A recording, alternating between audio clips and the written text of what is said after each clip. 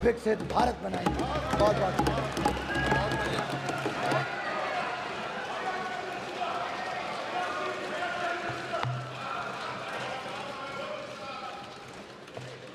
मान्य सदस्यगण प्रयास करें, जब कोई मान्य सदस्य बोला तो टोका टोकी नहीं करें।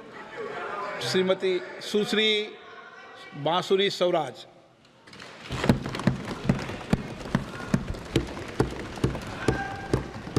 आदरणीय अध्यक्ष जी, मैं माननीय अनुराग ठाकुर जी द्वारा प्रस्तुत राष्ट्रपति अभिभाषण पर धन्यवाद प्रस्ताव का समर्थन करने के लिए आपके समक्ष उपस्थित हूँ। अध्यक्ष जी, मैं आपका और अपनी पार्टी का धन्यवाद करती हूँ कि इतने महत्वपूर्ण मुद्दे पर मुझे अपना मत रखने का अवसर मिला है। अध्यक्ष जी, ये राष्ट्रपति अभिभाषण ऐतिहासिक है। इसमें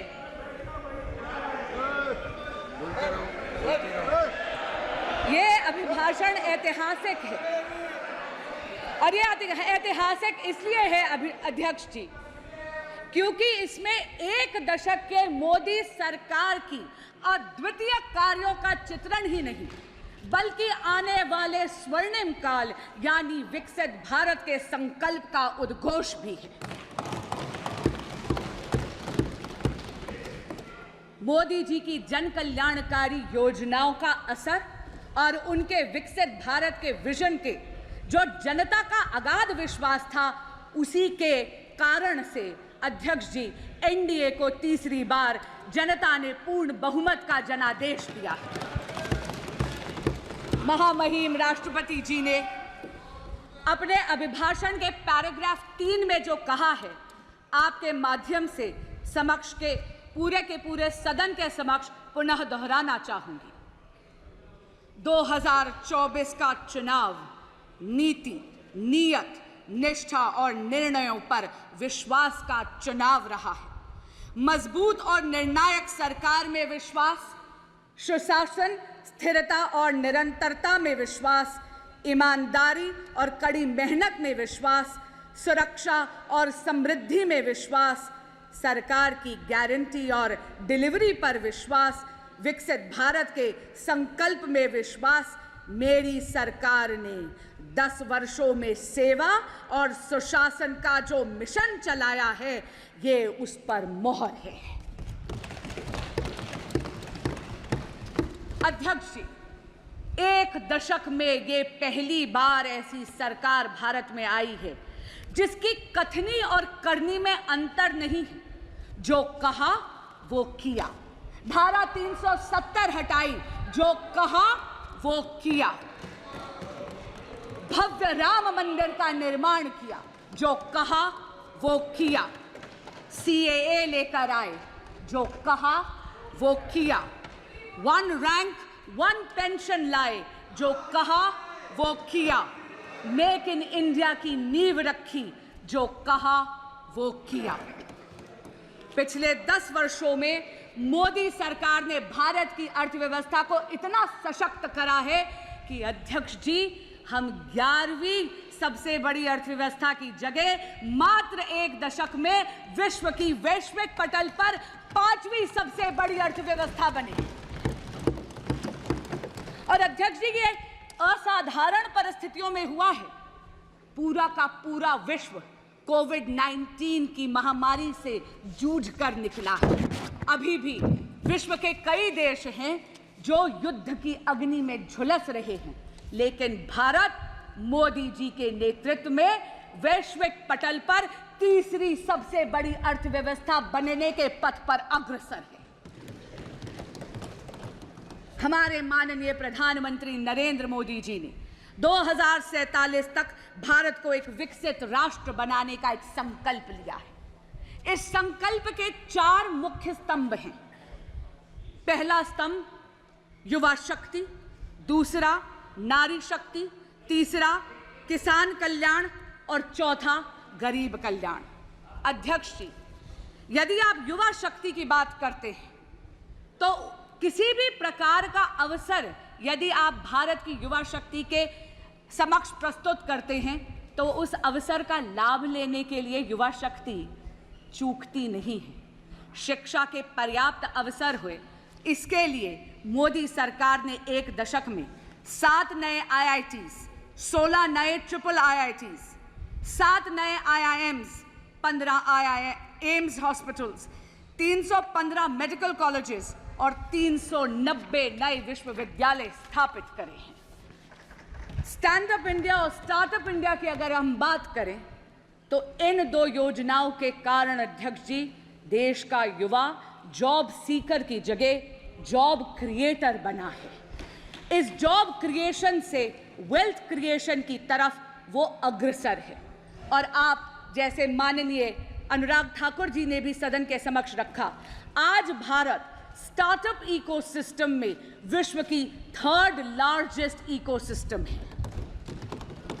अध्यक्ष जी, मुद्रा योजना में स्वरोजगार के लिए आप ये देखिए 46 करोड़ युवाओं ने 26 लाख करोड़ रुपए का ऋण आसानी से लिया है।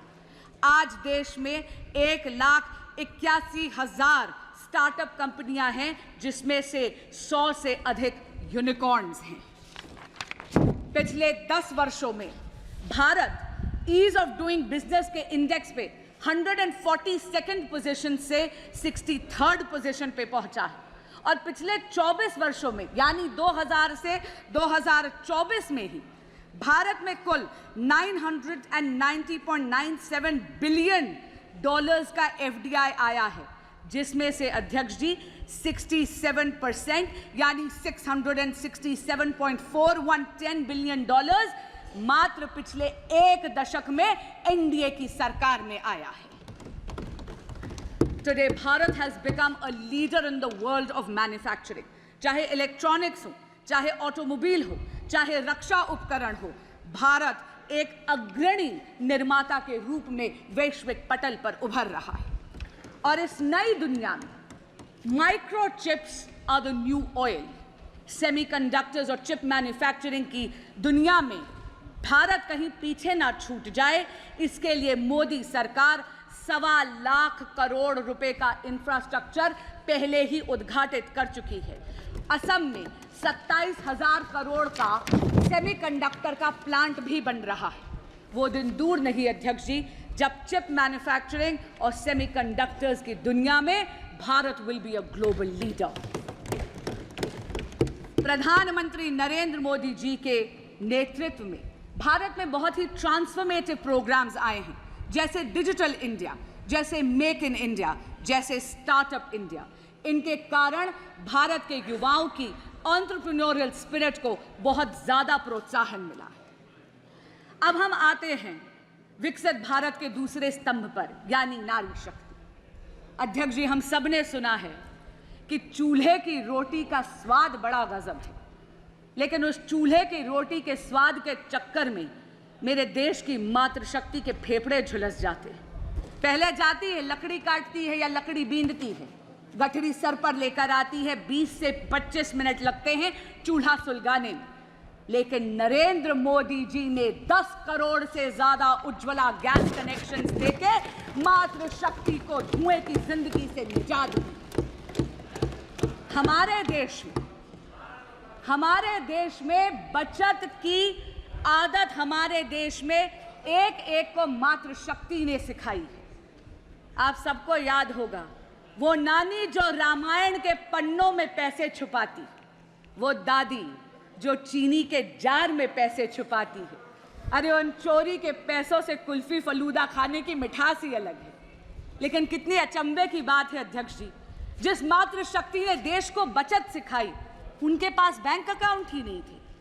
नरेंद्र मोदी जी प्रधानमंत्री जन धन योजना के तहत देश की मातृशक्ति को फॉर्मल बैंकिंग सेक्टर का उन्होंने उसे हिस्सा बनाया।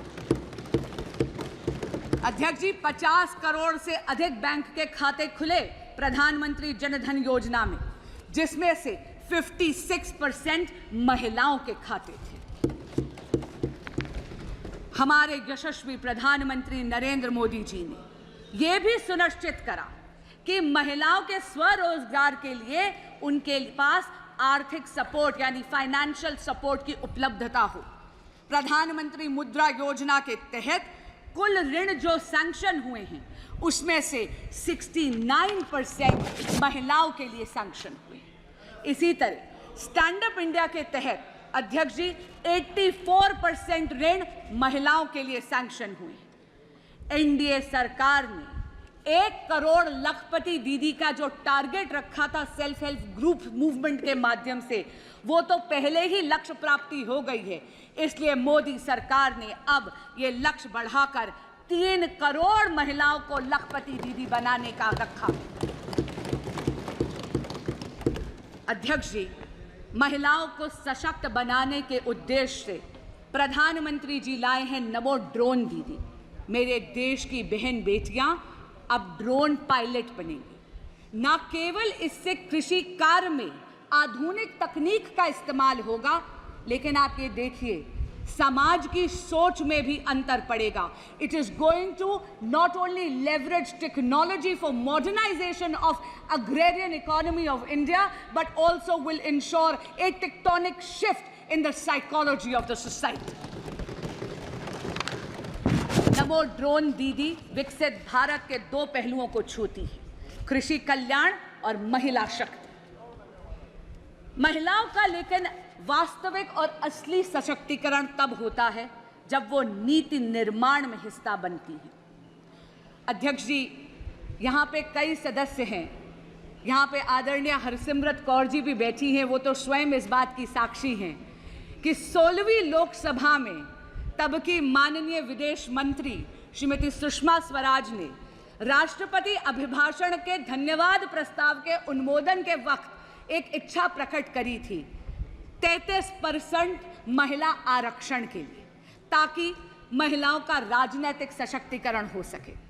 अध्यक्ष जी, मेरा मन प्रफुल्लित हो उठता है ये कहते हुए कि प्रधानमंत्री नरेंद्र मोदी जी और उनकी सरकार ने 17वीं लोकसभा में ही ये स्वप्न हकीकत में तब्दील कर दिया।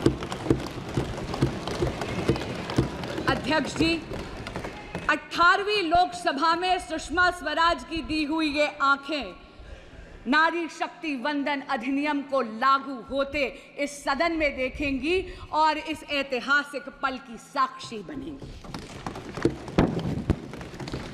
विकसित भारत का अगला स्तंभ है किसान कल्याण। अध्यक्ष जी, एनडीए सरकार के लिए अन्नदाता देवतुल्य है और इसीलिए एनडीए सरकार ने इन देवतुल्य किसानों के लिए 3,20,000 करोड़ रुपए पीएम किसान सम्मान निधि के तहत पहले ही वितरित कर दी है। नई सरकार जैसे ही आई, पहला सबसे बड़ा निर्णय हमारे यशस्वी प्रधानमंत्री श्री नरेंद्र मोदी जी ने लिया 9.26 करोड़ किसानों को 20,000 करोड़ रुपए ट्रांसफर करने का। एनडीए सरकार ने किसानों की आय बढ़ाने के लिए एमएसपी में रिकॉर्ड बढ़ोतरी करी है। ऑर्गेनिक फार्मिंग, कोल्ड स्टोरेज, कृषि आधारित उद्योग, डेयरी और मत्स्य पालन में आधारित उद्योगों को भी प्रोत्साहित करा गया है। ग्रामीण सड़क योजना के तहत 3,20,000 किलोमीटर से ज्यादा सड़कें बनाई गई। विकसित भारत का चौथा और सबसे महत्वपूर्ण स्तंभ है गरीब कल्याण। अध्यक्ष जी, प्रधानमंत्री गरीब कल्याण योजना विश्व में सबसे बड़ी सामाजिक कल्याण योजना साबित हुई है। इसमें 81 करोड़ से ज्यादा लोगों को मुफ्त खाद्यान्न की सामग्री यानी मुफ्त राशन देकर मोदी जी ने खाद्य और पोषण की सुरक्षा सुनिश्चित करी है। जब हम देश की अर्थव्यवस्था की गाथा गाते हैं तो वो रेड़ी पटरी वालों के बिना अधूरी है। नरेंद्र मोदी जी ने पीएम स्वनिधि के तहत 70 लाख से ज्यादा रेड़ी पटरी वाले यानी स्ट्रीट वेंडर्स को 11,000 करोड़ का ऋण बिना गारंटी के मुहैया करवाया है।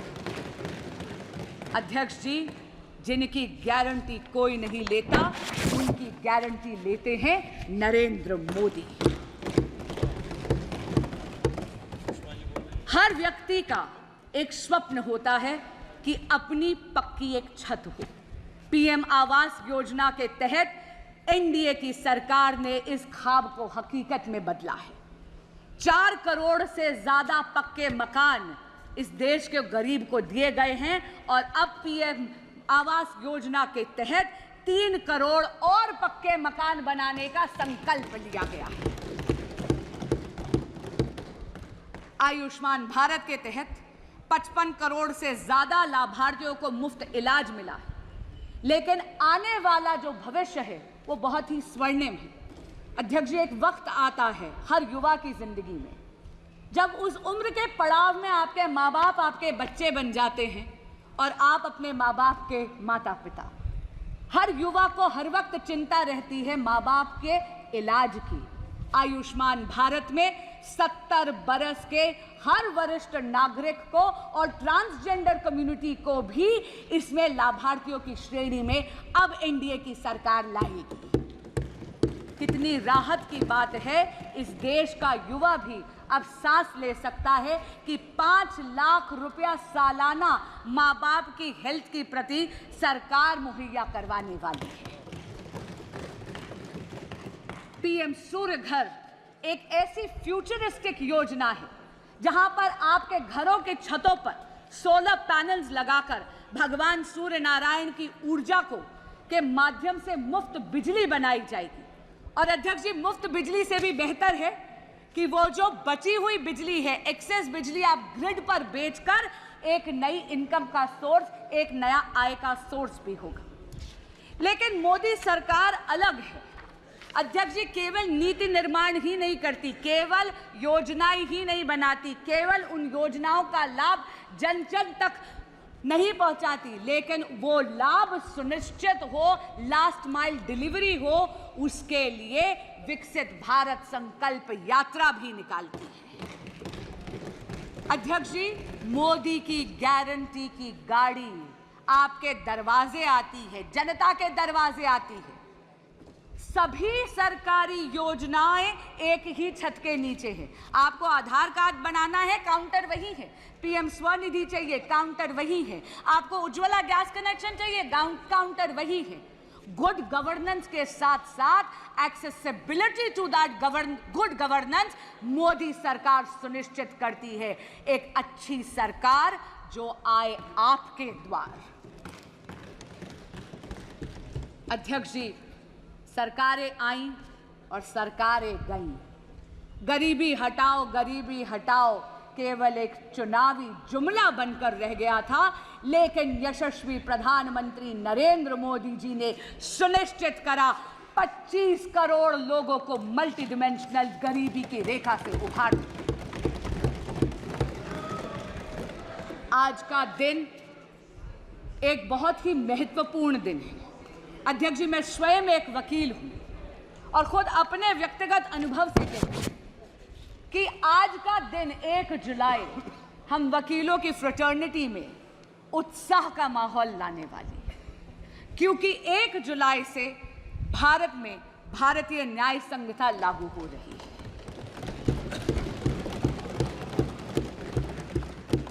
पहले के कानून ब्रिटिश राज की गुलामी की बेड़ियां थे जो हमारी न्याय प्रणाली को जकड़े हुए थे। पहली बार भारत में एक ऐसी दंड प्रणाली आ रही है जिसका ध्येय न्याय होगा।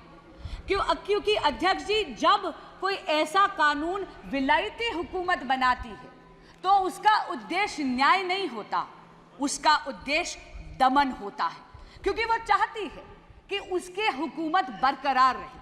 लेकिन पहली बार देश में भारतीय दंड प्रणाली आएगी जिसका ध्येय न्याय होगा, न्याय को प्राथमिकता देगी। और हमारे यहाँ कहते हैं justice delayed is justice denied.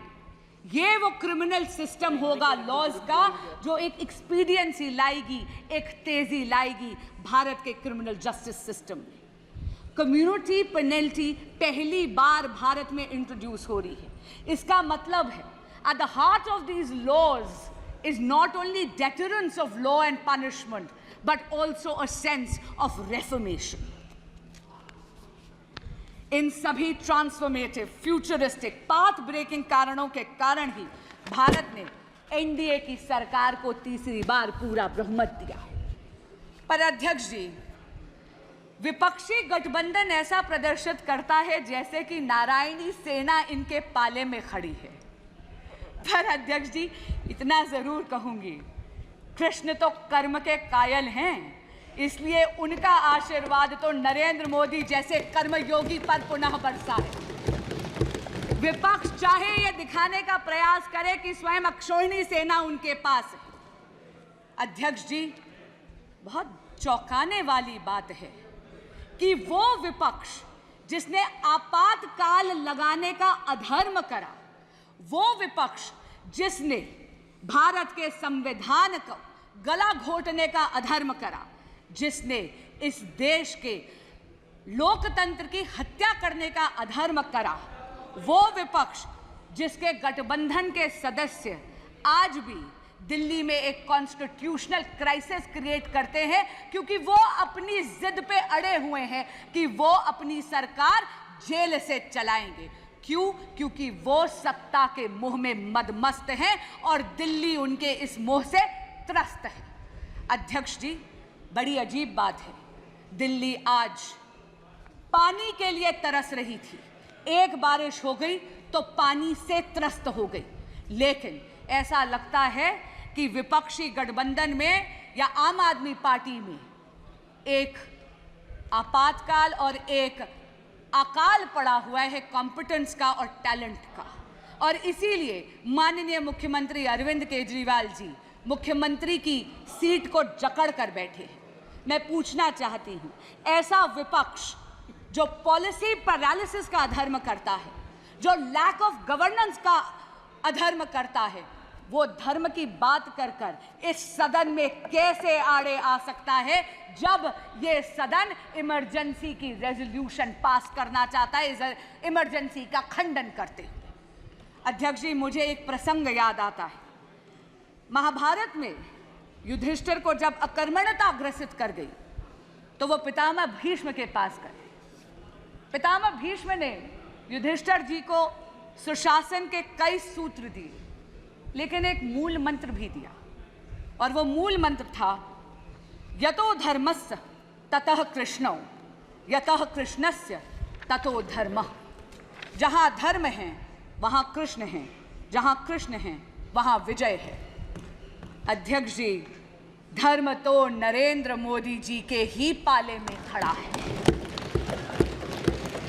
लोकतंत्र में मतदाता देवतुल्य होता है। 6 दशक में तीसरी बार लोकतंत्र में भारत के देवतुल्य मतदाता ने विजय श्री का आशीर्वाद एनडीए की सरकार को नरेंद्र मोदी जी के नेतृत्व में दिया है।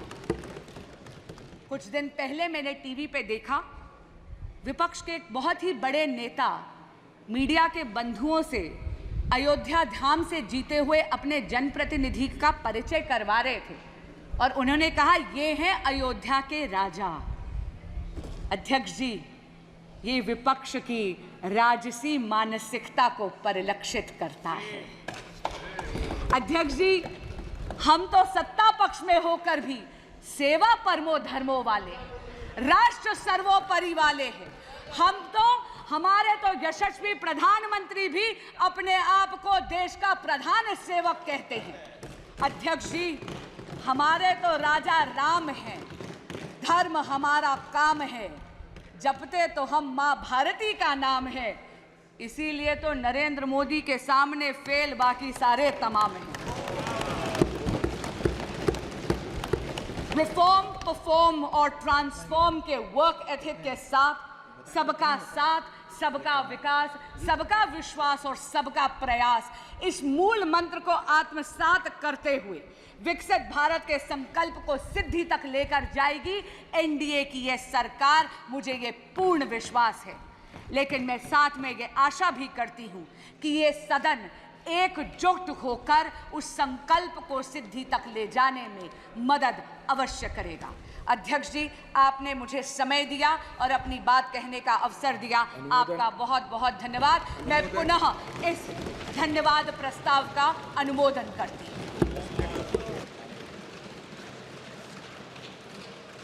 सभा की कार्रवाई 2:10 तक के लिए स्थगित की जाती है।